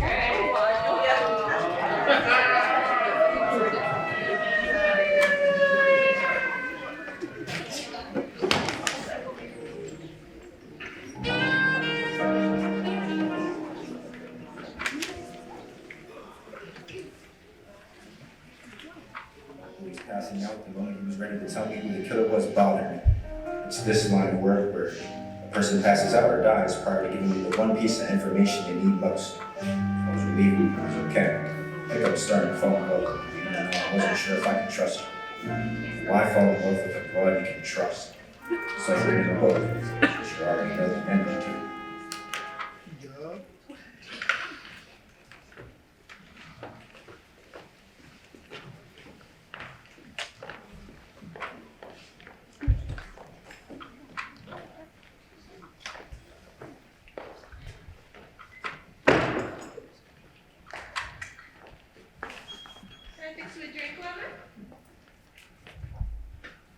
You know, I've been talking to a lot of people the past 24 hours. There's some questions I need answered. My, we're all business. All right, I'll bite. Who'd you talk to that got you all hot and bothered? For starters, Veronica Claremont. The young Claremont girl? Well, Charlie, I'm liable to get jealous. If she have it, I know. An alibi! Oh, Charlie. You're a monkey, son. I knew from the moment I saw you. Beware of this Charlie Nichols, I said. He's a joker, I said to myself. Regular little Danny Kaye. Daffy Duck's got nothing on Mr. Charlie Nichols. God, you got more switch-ups than Satchel Paige. What have I done except come to you for help? Is it my fault that Veronica Claremont and... Wait. What were you gonna say? That Veronica Claremont and the butler had some sort of affair? You know it wasn't true. The butler was Veronica's father. You know that. And you know there's some things that a guy just can't say after even a couple of shots and they just break him up inside. Poor slob. Hope I'm never alone like that butler. Don't we all? Hope I can rely on you, Charles. I know you think I'm being silly, and I bet you don't believe a word I say.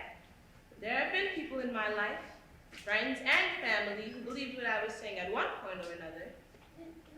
And I was hoping you'd be included in that group. I really do. I want to trust you, sweetheart. I just can't. I don't blame you. I too have known hurt. Why do you do it, Charles? You ever work in the oil business? The oil business. I worked 11 years as an oil executive.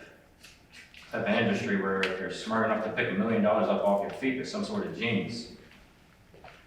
Well, one day after a 3-martini lunch, a 19-year-old intern says, "Hey, there's a clogged drill. Can I go look at it?" And I say, "Sure, kid, check it out. Just don't stick your head over the gush cap." Guess he didn't hear that part. Shut down production for 3 hours just looking for his head. And when they found it, the pumps ran up again, as if nothing ever happened. So I put that shingle on my door that says private detective. I'm sure the pay's not great and most of my clients end up dead, but you know what I can tell myself? At least I can sleep in there. You know, if you're not careful, girls get the idea that you're a pretty swell joke. Well, I guess I gotta take that chance.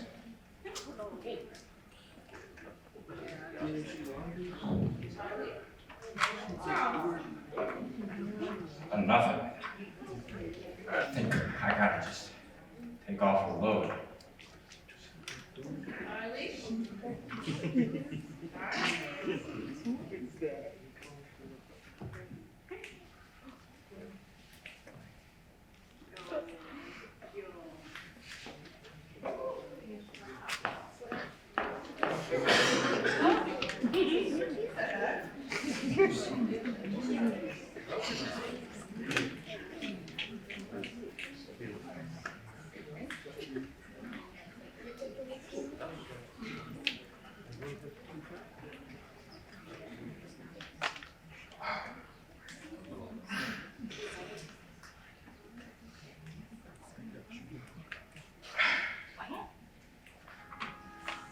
Whatever she put in my drink must have been pretty strong.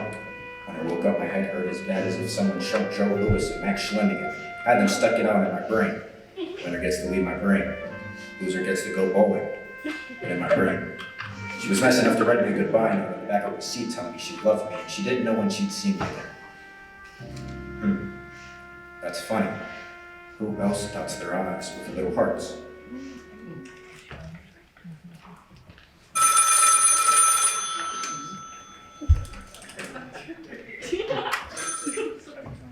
Ida. Ida.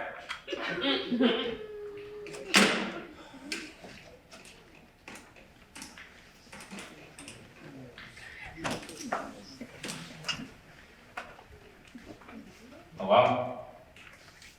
Oh, great.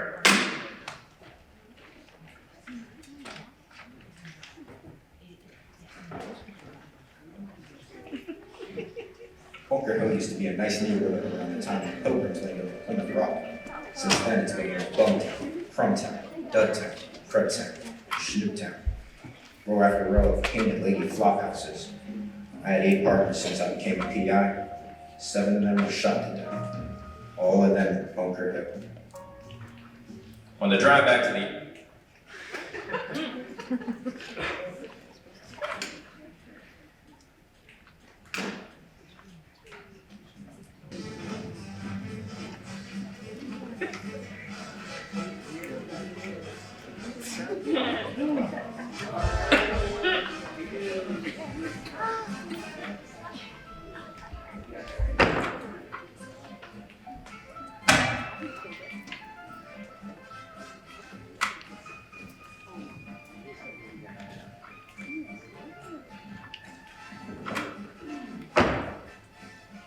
Hi, Charlie. Hi, everyone. You see anyone on this? I didn't know. Feels like to work today, and there's one thing I can say about Louis Shorts. That he's punctual. Ever since that came out here, there hasn't been a lunch date, a meeting, or orientation he's been 5 minutes late for. Henry, he said. You should always treat someone else's time as valuable as you treat your own. So, I knew he was late for the first time in 10 years. He was probably dead. How do you know I didn't do it? If you wanted to next to Lily, you would put him on ice last night. I mean, maybe you got a taste for diamonds.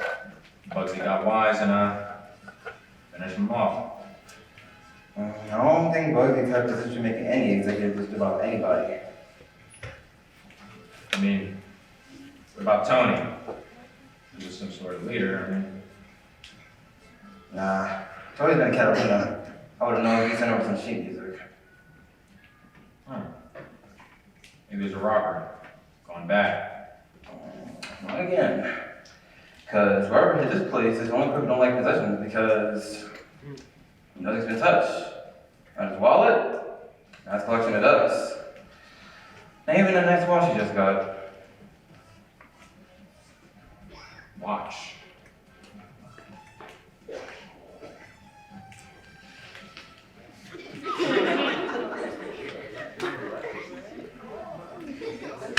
Geneva Brothers. There's a receipt I had for you. Hey, where you going? Hey, rude.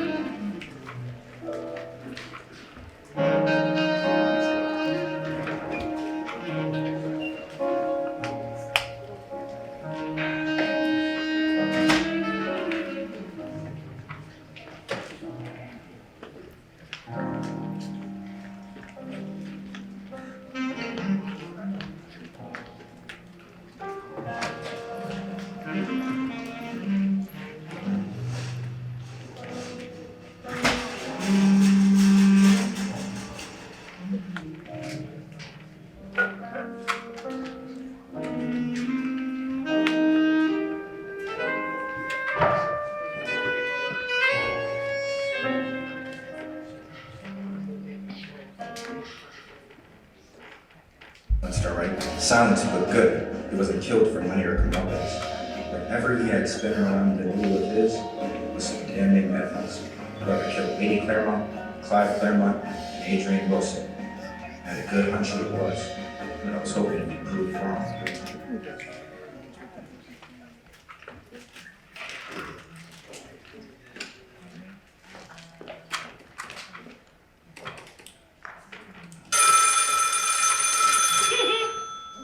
Charlie, I'm so glad you called. Ida. Oh, I have some results for you. Who is it? So I cross-checked the fingerprints and the blood type found on the watch with the security records at Tony's. You know how Tony's has the strictest background checks on account of all the murders they keep having? Yeah. Oh, sorry. Anyway, I got the results. The killer of Lady Claremont is...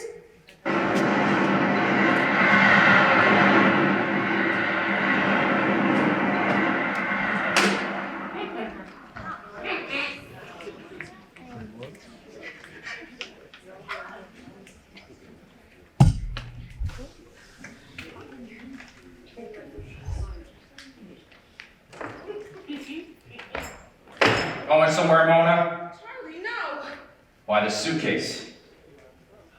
I always keep it there. Strange. Why's that? Earthquakes.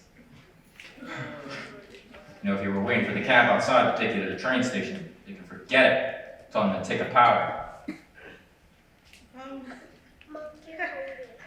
Oh, Charlie, you and your sense of humor has such a way of putting a girl at ease. I've been on edge all day. Police were here. I didn't know what to think. That boy across the way, you know, he hates me. Although I'm sure you can tell by now, maybe people hate me. You know, listen to me being pitiful. I'm sorry, Charles. I don't know how you can stand it. I found a little something, Mona. A watch. A gift. Ah, cut the rhubarb. You know the watch is yours. I checked the note you left me. It was on the back of a receipt from Nelson, so I decided to go by there and ask the fellow what he saw. He said he sold the watch to some broad. Didn't know what hair color she had, but she looked like trouble. Why, Charlie, are you going to take the word of some boy? How'd you know it was a boy, Mona?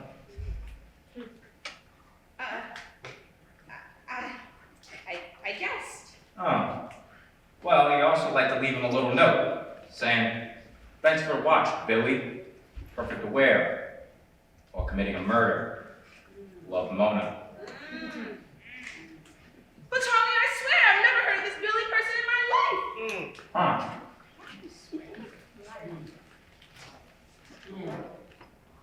Look. All right, I admit it. I bought the watch, but I never killed that girl. Look, I know I'm not perfect. I know I'm a liar. I lie all the time. I lie so much even I don't know that I'm telling the truth. But regardless of my extensive past history of lies, and the many lies I will tell in the future, you have to believe me just this once when I say I had nothing to do with the tragic shooting of Lady Claremont. How'd you know Lady Claremont was shot? I guess.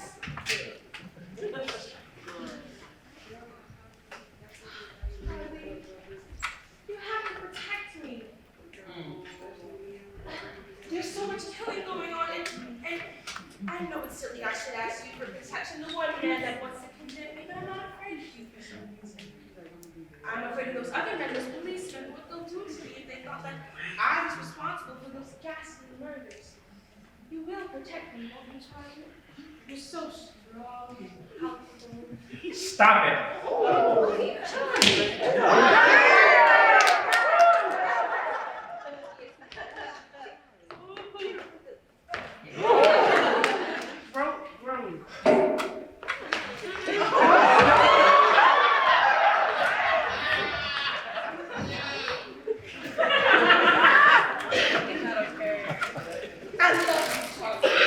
That's too bad.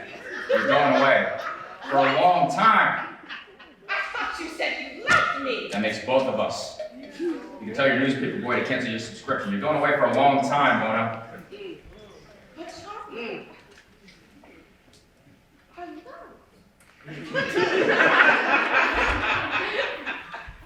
Don't we all? You talk big, but you haven't a thing on me, Charlie Nichols. Really? I got the evidence to connect you to all 4 of the Bangle Diamond killings. That good enough for you? What evidence could you possibly have? I'd love to share, but police will be here any minute. And I hate repeating the same story twice. But I was with you when Clive Claremont was shot. Or killed. Whatever. And you know that I was working when Lady Claremont was killed and thrown over the bridge. The butler was killed by a falling car. I can't drive. And I don't know how to operate a sniper's rifle, so I couldn't have killed Bugsy Siegel. Wait a minute. Who said you killed Bugsy Siegel?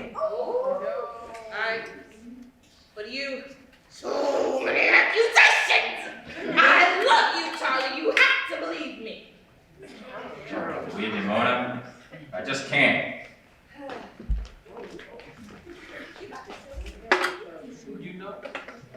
You know, dames like you treat a man like a can of 10 peaches. You peel the lid open, reach in, pull the peaches out, in my heart.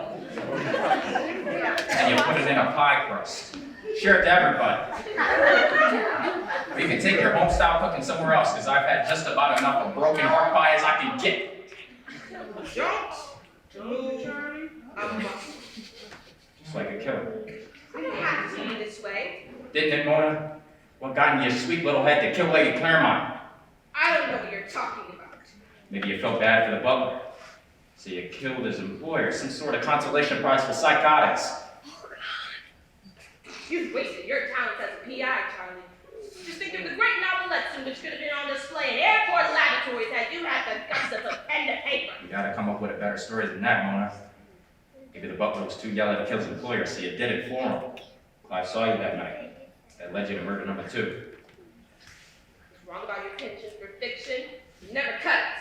You're not built to write copies for Burmashade. Louis saw what you did in the club. He loved you. He knew you from Tulsa, Oklahoma. So he never said anything.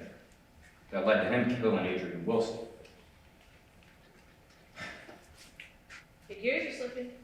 You're infringing on the incoherent scribblings of the mentally ill. Now we're here. I was a fool to think you loved me. I was too. Oh, Charlie. These cheap shots of yours hit harder than any grand jury or indictment ever could. They could give me the gas chamber. They can't hurt me like you have. Because you've already gassed my heart, Charlie. My heart! Say. Is it your wounded heart I see, or a 300-carat diamond? It's not what it looks like.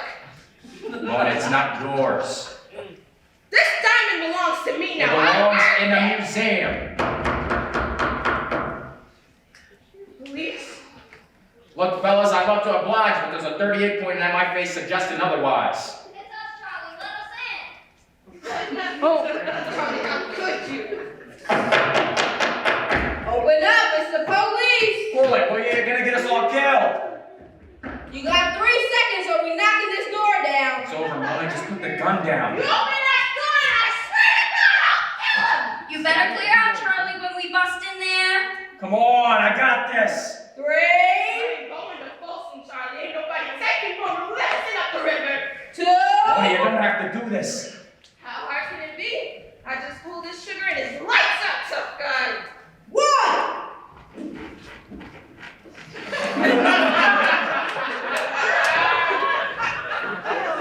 Look, Mona, wait, there's something I gotta tell you. It's fine, so it better be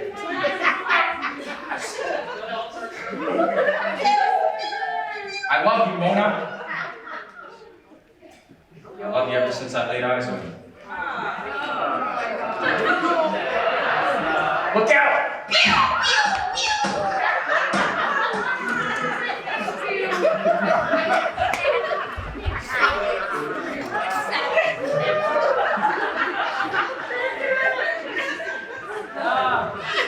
Mona, why'd you do it? Ain't nobody gonna put me away. Not now. Not ever. It wasn't worth it, Mona.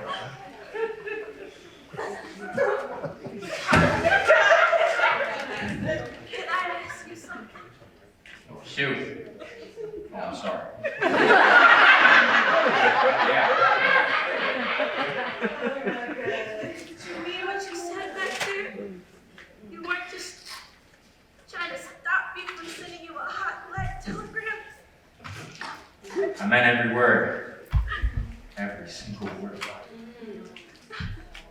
I'm awful sorry for killing all those people. And for trying to kill you at least twice. I tried to be good, but who has the time? If only I had more time. If only.